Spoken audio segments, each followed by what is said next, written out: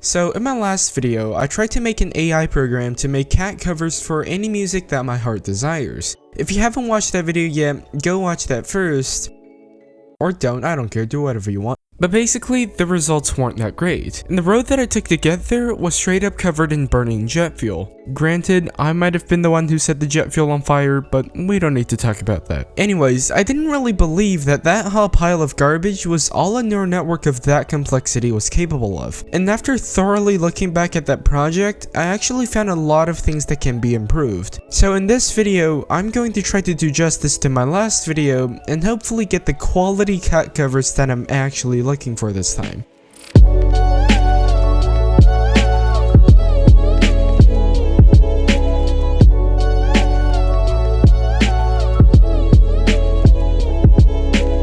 So I gathered a few things that made my last attempt completely fail, and the first one being the stuff you have to do to actually make the AI function properly. Here's how you do it. First, pick a music that you like, but only the ones that have a BPM of 120. Second, download it, making sure that the audio sample rate is exactly 44,000 Hz. Anything other than that number, the neural network will just literally refuse to take it and process it. Third, chop up your music into little sections, which has to be all precisely 125 milliseconds, keeping in mind that all of the cuts have to match exactly where the major chords or features begin. Only then will you finally be able to pass it into the neural network for it to analyze and have it greet you with the most terrifying cat covers you'll ever hear in your life. All that constraint that was put onto the pre-processing part makes pretty much every song to ever exist inaccessible to the neural network for processing, or at least barely processable. At this point you might think to yourself, this is the worst it's gonna get, right? It can't get any worse than this. Well, if you think that, you haven't seen nothing yet, son. The second nail in the coffin is the fact that the AI is trying to process unfiltered raw audio. Trying to process even well-filtered audio with a neural network is already like trying to find a Vietnam soldier in a forest. And not pre-processing is like that, but you also get the perks of being blindfolded. Okay, maybe that's a slight exaggeration, but we obviously gotta do something about that if we want a better result. There's actually a third issue that I didn't want to bring up simply because I do not have any fix to it as of yet, and that is the quality of my training data. I explained this in my last video if you give a crap, but I simply cannot use real songs and MIDI sheets because of syncing issues, accuracy issues, quantity issues, and not to mention copyright issues. Imagine letting your hard work be used to fuel something that will eventually automate and replace you and what you'll love to do one day. Fucking delete that. Anyways, I was luckily able to find one solution to both of the problems I described earlier, and from what I read on different research papers and tutorials and stuff, this thing is apparently a solution to everything, or at least a part of the solution to everything. And with this much praises about it, it better solve my issues flawlessly, pay my taxes, solve world hunger, and cure cancer. The thing I'm talking about here is what's known as a Mel spectrogram. Never heard of it? Neither have I, although it does sound like the type of thing to come out of a 13-year-old's mouth when he's trying to be all edgy and annoying. But actually no, Mel spectrogram is just another type of spectrogram. What is a spectrogram? Well, it's one of these bad boys, and they're a way to visually represent an audio track. On the vertical axis you have the varying frequencies, and on the horizontal axis you have the time moving forward this way. If we take one column of the spectrogram, we can see that it has different colors. They represent the loudness or amplitude of each frequency. To create one of these things, all we need is an audio track and a little box, which we will call the time window. The time window is put at the beginning of the track, and we take the section of the track covered by the window and compute the discrete Fourier transform of that section, essentially turning it into a graph of loudness of each frequency. With this graph, we can essentially create a pixel for each frequency and assign a color to the pixels depending on their loudness. Now move the time window forward by a certain amount of time and repeat this process, stacking the columns one by one on top of each other, and you have just created yourself a nice little spectrogram. Okay, but why is it called a Mel spectrogram? Well, take a listen to these two frequencies and take note on how far apart they feel. Don't worry, nothing loud's going to come up, you don't need to adjust your volume, you'll be fine.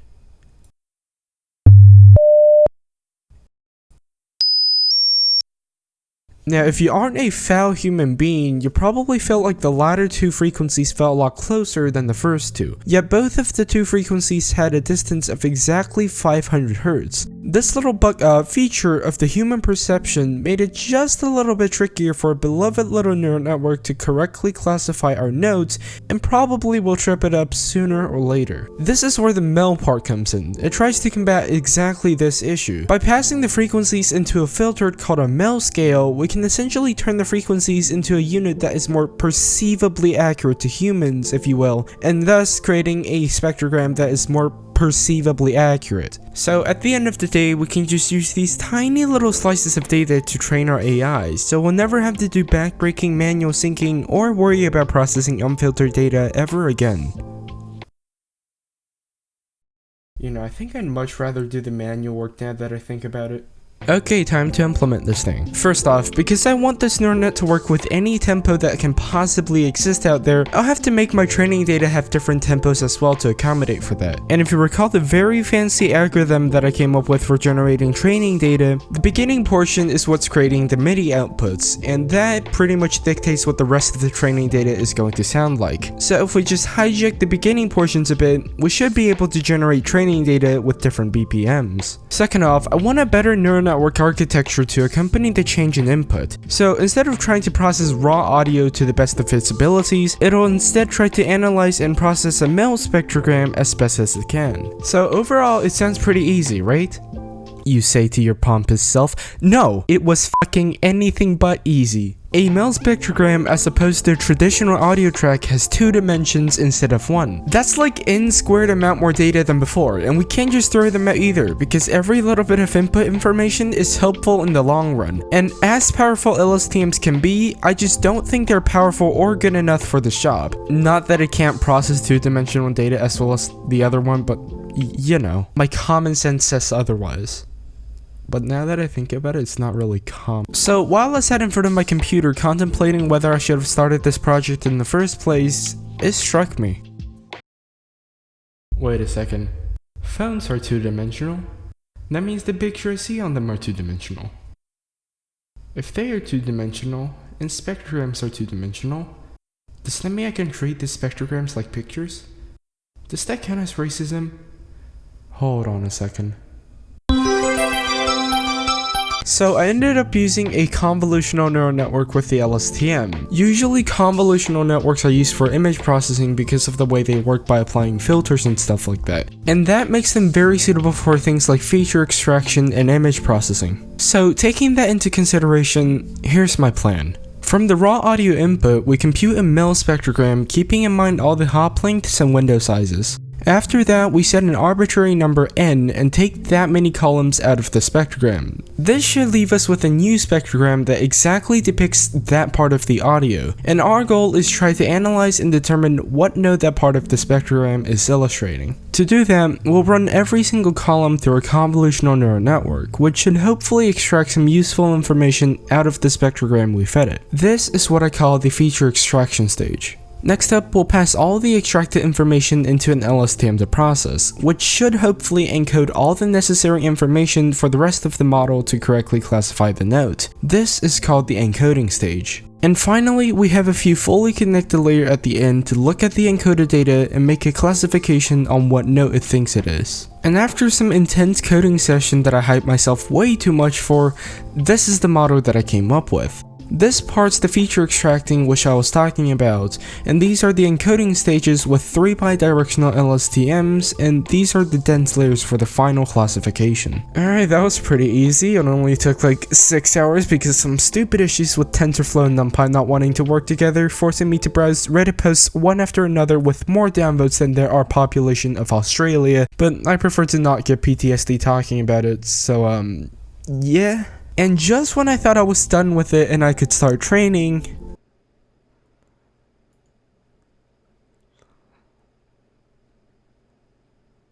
I feel like this is a good sign.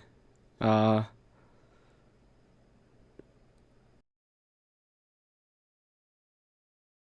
shit. Maybe I really should have just learned Python. So I ended up wasting like 2 more hours trying to figure out the right training parameters and stuff to not overwhelm my GPU, and that was a very unfun experience which I'm also not going to talk about. But at last, the thing actually trained properly, and it took like 5 hours because of all the feature extraction that I added in, but hopefully it should work way better than my last attempt. Alright kids, it's the moment of truth. So I already got the neural network loaded up here and I already ran it through some audio, so all we have to do is to hear the beautiful, beautiful sound it's going to produce. Alright, here we go. Oh, for fuck.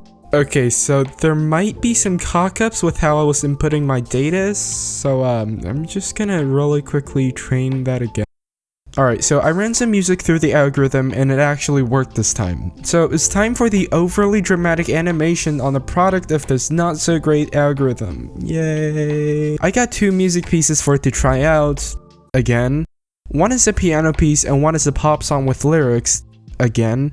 And they're both fairly lengthy, so use the arrow buttons wisely.